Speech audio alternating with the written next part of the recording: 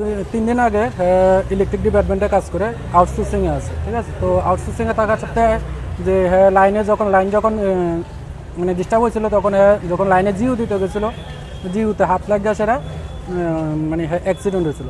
তখন জিবিতে আনা হয়েছে, জিবিতে আনার পরে কেদানে কয়েকদিন ধরে আইসিইউতে রাখা হয়েছে। তো আমরা কিন্তু অনেকবার চেষ্টা করছি ফ্যামিলির লোকে কথাবার্তা করে সেটা আমরা আউটসোর্সিংয়ের পক্ষের থেকে যে বাইরে নিয়ে যাওয়ার লাগে। তো কথাবার্তা চলতে ছিল, আমরা বাইরে নিয়ে গেলাম বলে, কিন্তু সরকারি তরফ থেকে যে আমরা যে আউটসোর্সিং বাইরে আছি ত্রিপুরা রাজ্যের মধ্যে আমরা 600 মতন আউটসোর্সিং কর্মীরা আছি।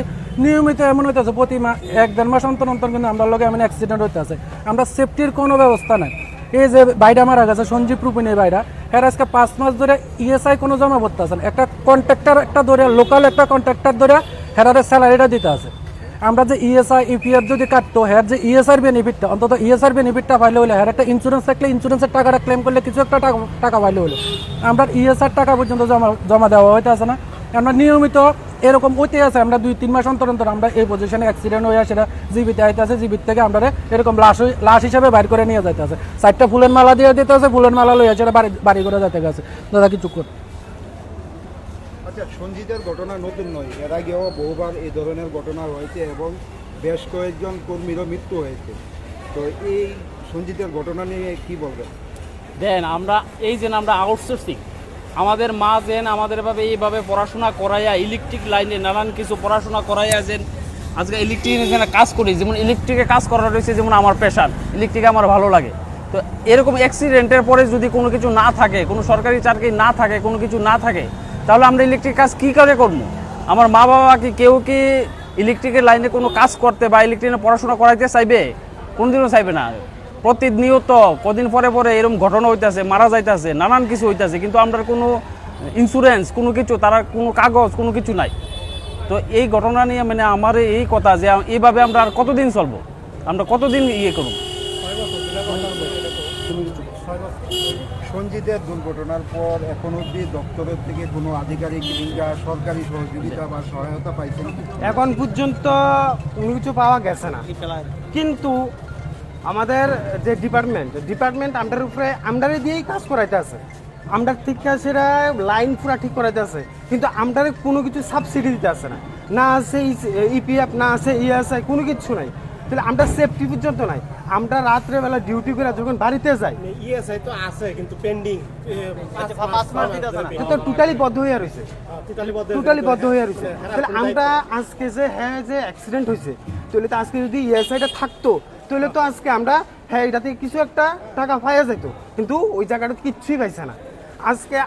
আজকে অ্যাক্সিডেন্ট হয়েছে, দ্বিতীয় জন যে আরেকজন হইতো না, আমি হইতাম না বা অন্যরা হইতো না, তার কি বিশ্বাস? আজকে ডিপার্টমেন্ট পুরাটা চলতেছে আউটসোর্সিং স্টাফ দিয়ে সেটা, কেন আজকে ডিপার্টমেন্ট আমরা দাম দিতে আসে না? আমরা আজকে এই যে কষ্ট করে সেটা লাইন উঠাইতে আসি, এই লাইন উঠাইছি প্রত্যেকটা মানুষের সেবা করতে আসি, ওই জিনিসটা কেন ডিপার্টমেন্ট দেখতে আসে না? আমরা কি আউটসোর্সিং হয়েছিল, আমরা কি কোনো ভুল করছি? গভর্নমেন্টও আমরা দিয়ে ঠিক মতন দেখতে আসে না। এই বিষয়টা আপনারা ডিপার্টমেন্টে জানাইছেন? আমরা এ নিয়ে অনেকবার ডিপার্টমেন্টের যে মন্ত্রী আছে, মন্ত্রী স্যারের কাছেও গেছিলাম, আমরা রতনলাল স্যারের কাছেও গেছিলাম। স্যারে কইছে যে আমরা আউটসোর্সিং তাইনে রাখছে না, তাইনে তো আমরা নিয়োগ করছে না, তোমরা কাজ করতে আসো, কাজ করে যাও, ঠিক আছে, তোমরা তো আমরা নিয়োগ করছে না, তোমরা কন্ট্রাক্টর দিয়ে বেতন দিব না, কেমনে বেতন দিব তাইনে এটা দেখার বিষয় না। তো আমরা যে বাইডা মারা গেছে, এই বাইডার কোনো পেন্ডিং আছে 5 মাস ধরে, সেটা 5 মাস ধরে সেটা হেয়ার ফ্যামিলি স্যালারি পাইতেছে না। এখানে যত প্রাইস অনেকজন আছে, মেম্বার আছে, 5 মাস 6 মাস ধরে কোনো স্যালারি পাইতে আছে না। আমরা যদি স্যালারিও পাইতে আসে না, পাশাপাশি আমরা যে ইন্স্যুরেন্স, পাশাপাশি আমরা যদি সেফটিটা যদি ডিপার্টমেন্ট যদি দেখতো, আমরা বৃষ্টির দিনে ছাতা মাথা দিয়ে সেটা জিওর মধ্যে কাজ করতে লাগতেছে না, আমাদের রেনকোট দিতে আছে না, সেফটি শু দিতে আছে, আমরা কোন না গ্লাভস দিতে আছে আলাদাভাবে কোনো। আমরা ডিপার্টমেন্টের কাছে শুধু ডিপার্টমেন্টের যে অধিকারিকরা আছে ওনার কাছে রিকোয়েস্ট করবো জোরাতে, যাতে আমরা যাতে সেফটির বিষয়টা যাতে দেখে, যাতে এভাবে যাতে আমরা বাইরেরা যাতে হারাইতে না লাগে।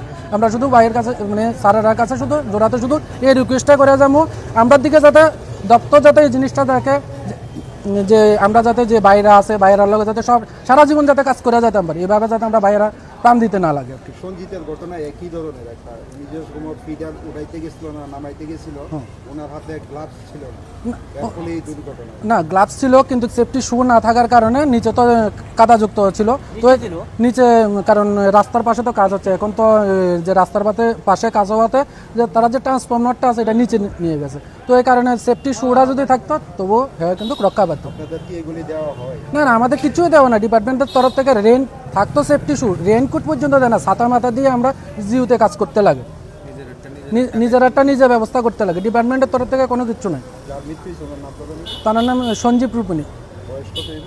বয়স 34, 35, বাড়ি কোন জায়গায়? বাড়ির চম্পকনগর। কত বছর যাবত এই আমরা 6 বছর ধরে কাজ করে যেতে আছি ডিপার্টমেন্টের সাথে, আমরা মানুষের মানে ত্রিপুরা রাজ্যের ত্রিপুরাবাসীরা আমরা পরিষেবা দিয়ে যাইতে আছি, অক্লান্ত পরিশ্রম করে সেটা আমরা কিন্তু পরিষেবা দিয়ে যাইতে আছি, কেউ আমরা কোনো ছুটি ছাটা কোনো কিছু না, আমরা কন্টিনিউ ডিউটি করে যাইতে আছি, এরপরেও কিন্তু আমরা লাগে সরকারের তরফ থেকে আমরা কোনো সাহায্য করে যাইতে আছেন। তো সরকারের কাছে এটাই শুধু রিকোয়েস্ট করবো, মাননীয় মুখ্যমন্ত্রী স্যারের কাছে আমরা এটাই রিকোয়েস্ট করবো, আমরা দিকে যাতে একটু যাতে মুখটা ঘুরাই সেটা দেখে, আমরা যাতে সেফটির জিনিসটা যাতে সারা যাতে ব্যবস্থা করে দেয়, আমরা যাতে একটা ইন্স্যুরেন্সের ব্যবস্থা করে দেয়, যাতে আমরা যদি কোনো কাজে করতে গিয়ে যদি কোনো অ্যাক্সিডেন্টে যদি মারাও যদি যায়, যাতে আমার ফ্যামিলিটা বাচ্চা যাবে, আমার ফ্যামিলি যাতে আমার ছেলে মেয়েরা যাতে অন্তত 4টা ডাল ভাত খাইয়ে যেতে পারে, কারোর কাছে যাতে হাত পাততে না লাগে, মানে সরকারের কাছে শুধু এটাই শুধু আমরা শুধু রিকোয়েস্ট করে যাব।